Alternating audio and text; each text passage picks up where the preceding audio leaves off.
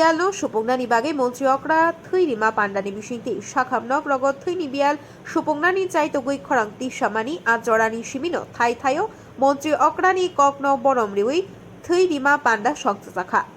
Karak Shalobo, IGM, Tay GBP Shakhamnok Ni Shak Tharma Bai, Thwi Rima Panda Shoksaka, Panda Nograi Ungi Manjaki Pandano Chengshawi Rikha Montri Okra, Dr. Manik Shaha, Tay Thwi Rimani, Kotor Dani Kokno, Thwi Kokna Rakha.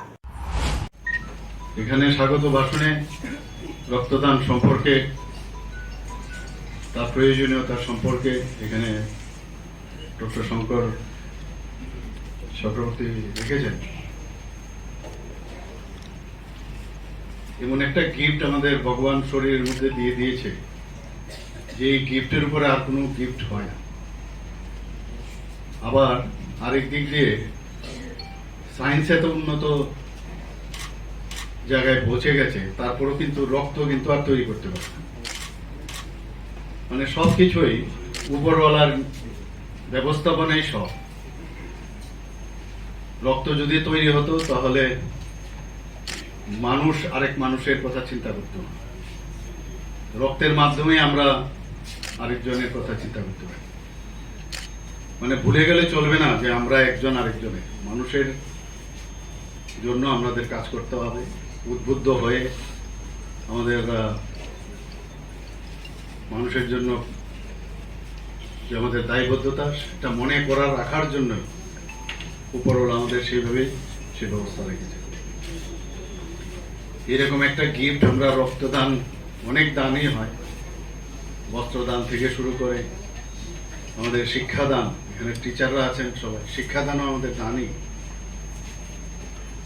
এবং আজকাল তো চক্ষু দানও হয়, kidney দানও হয়, liver দানও হয়, কিন্তু সব দানের উপরে হচ্ছে রক্ত। এর উপর আর কোনো রক্তদান মানে এর উপর আর কোনো দান হতে পারে। আমার অত্যন্ত ভালো লেগেছে আগরতলা গভর্নমেন্ট মেডিকেল কলেজের সবাই মিলে কিছুদিন আগে আপনারা জানেন বসুধৈব কুটুম্বকম আমাদের মাননীয় প্রধানমন্ত্রীজি বলেছেন যে ওয়ান আর্থ, ওয়ান ফ্যামিলি, ওয়ান ফিউচার। তো এখানে আজকে এটা একটা ছোট ফর্মে যদি আমরা দেখি, এখানেও আগরতলা গভর্নমেন্ট মেডিকেল কলেজে সব স্তরের যারা স্টাফ, ডাক্তার সবাই মিলে আমরা একটা ফ্যামিলির মতো এখানে কিন্তু আজকে অবস্থান। এবং এর মধ্যেই কিন্তু একটা আত্মিক সম্পর্ক তৈরি হয়। আমরা মাঝে মাঝে ভুলে যাই, একজন আরেকজন আমরা ভাবি যে আমি এর থেকে বড়, আরেকজন বা আমি ওর থেকে বড়। সেটা কিন্তু আজকের এই শুভ দিনে মনে হয় যে আমরা সবাই এক, আমরা সবাই মানুষ। মানব ধর্মের উপরে আর কোনো ধর্ম হতে পারে না। রক্তের মাধ্যমে অনেক কিছু আমাদের শিখিয়ে দেন যে রক্তের কোনো ধর্ম হয় না। যে কোনো ধর্মের রক্ত আরেকজন যে কোনো ধর্মের ব্যক্তিকে দিতে পারে। আমরা সবাই জানি যে মুসলিমের রক্ত হিন্দু নিতে পারবে না, হিন্দুর রক্ত খ্রিস্টান নিতে পারবে না, সেরকম না। বয়সের 18 থেকে 60, আবার যারা নিয়মিত যারা রক্ত দান করে 65 পর্যন্ত দেওয়া যেতে পারে। কিন্তু এটা বলা যাবে না রক্ত নেওয়ার পর সেই বটলে দেখে বলবেন না যেটা 18 বছরের রক্ত বা 50 বছরের রক্ত। এটা কিন্তু সেরকম ভাবেও বলা যায়। আবার মহিলাদের রক্ত, পুরুষদের রক্ত আরেক রকম, এটাও বলা যাবে না যে আমরা সবাই এক।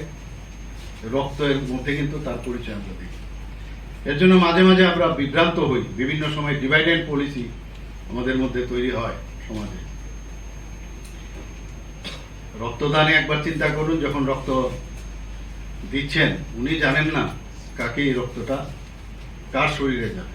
আবার যে গ্রহীতা, যে গ্রহণ করছে, সেও কিন্তু বুঝতে পারছেন না কার রক্ত। কিন্তু ওই সময়ে একটা মানে আধ্যাত্মিক ফিলিংস কিন্তু ওই সময় আসে। যখন রক্তদান হয় ওই সময়ে একটা আধ্যাত্মিক ফিলিং আসে। এবং ট্রান্সফিউশনের সময় যে রক্তটা নিচ্ছে সে ভাবছে কার রক্ত আমার শরীরে যাচ্ছে।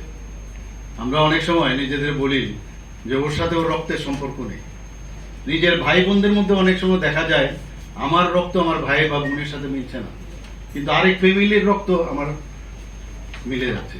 সেটা আমরা জানি RH ফ্যাক্টরস, A, B, এবং এবি ও, এই 4টা গ্রুপে আমাদের ব্লাড আছে। আর এইচ ফ্যাক্টর এগুলো আছে, রেসাস যে ফ্যাক্টরস আছে। তারপরেও দেখা যায় আরেক ফ্যামিলির লোকের সাথে আমার রক্ত মিলে যায়।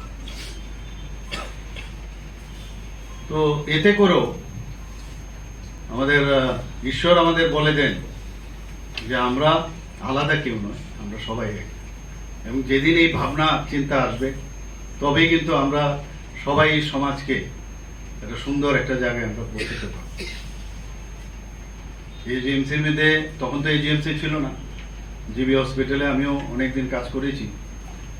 অনেক সুবিধা অসুবিধা ছিল তখন। আস্তে আস্তে এটা বলে বলে এখন এই মেডিকেল কলেজ হয়ে গেল।